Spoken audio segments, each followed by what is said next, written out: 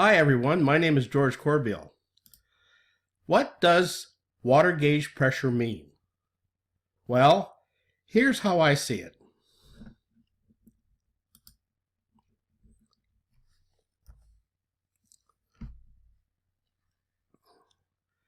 Before we get into the subject of pressure, let's discuss a few interesting facts about water. Like most substances, water will shrink when cooled, but unlike most substances, it will stop shrinking and expand as the temperature continues to drop. This happens at 39 degrees Fahrenheit or 4 degrees Celsius. Water is most dense at this temperature since it will expand if the temperature rises from this point, and it will expand if the temperature drops.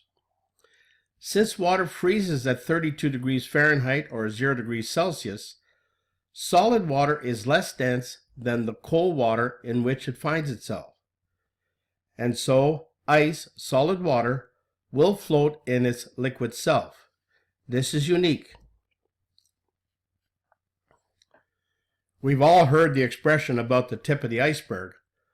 Although ice will float in water, it just barely does, and only a small portion of the ice will find itself above the surface. Imagine, if you will, the serious effect ice would have on all the creatures living below the water surface if ice did not float and, in fact, sank to the bottom of the water.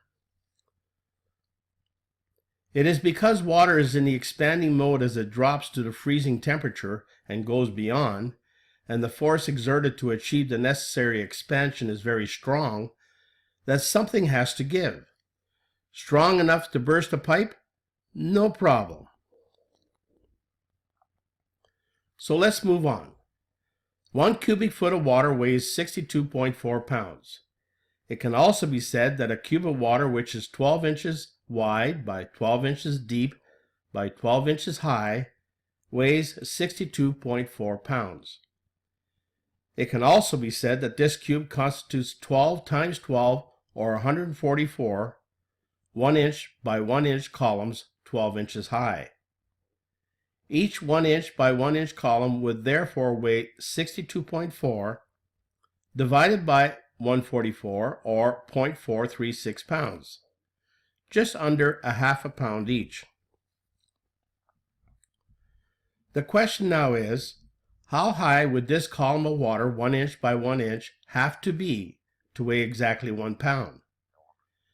The answer would be the reciprocal of 0.436 or 1 divided by 0.436 or 2.3 feet.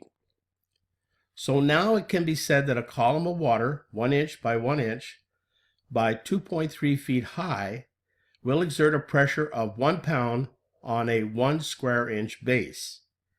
In other words, 1 pound per square inch since the base has an area of 1 square inch. 4 1 inch by 1 inch columns of water, 2.3 feet high, would weigh or have a mass of 4 pounds. But we now have 4 square inches of surface on the bottom. So, as in the first case with a single column, the pressure at the bottom remains 1 pound per square inch or 1 psi. The same would apply regardless of the volume of water. Yes, the mass would change, but the pressure at the bottom would remain constant, as long as the height of the column remained constant. Every 2.3 feet of vertical height will add 1 psi pressure at the bottom. That's about 5 psi per story in a typical building. As the top of a water column becomes increasingly high, the pressure at the bottom also becomes increasingly high. Yes, the pressure at a point within a water column at different elevations will vary, depending on the vertical height of the water above that point.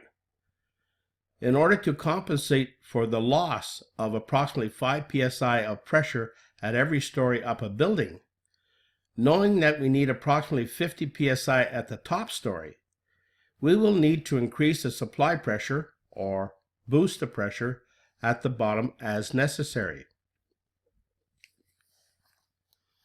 So far, we've spoken about water pressure expressed in pounds per square inch.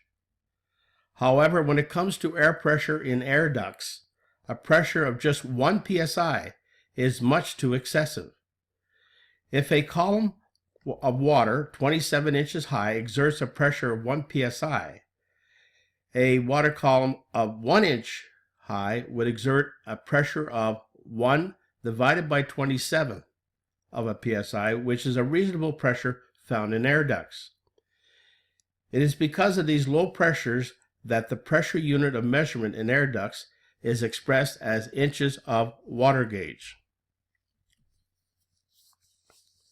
A manometer is an instrument for measuring low pressures, such as inches of water gauge. Remember that we are measuring the vertical height of a water column, not the travel distance. The reason the water tube in many manometers is slanted is to exaggerate the vertical height. This makes it easier to identify any changes in pressure regardless of how slight they are. Remember, the mass or weight of the water is irrelevant, but the vertical height of the surface of the water above the location where the pressure measurement is taken is important. In this example, a vertical height of 230 feet above the gauge will result in a reading of 100 psi.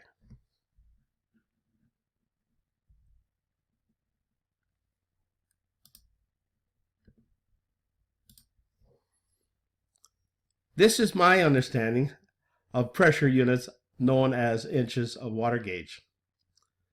Thank you and have a good day.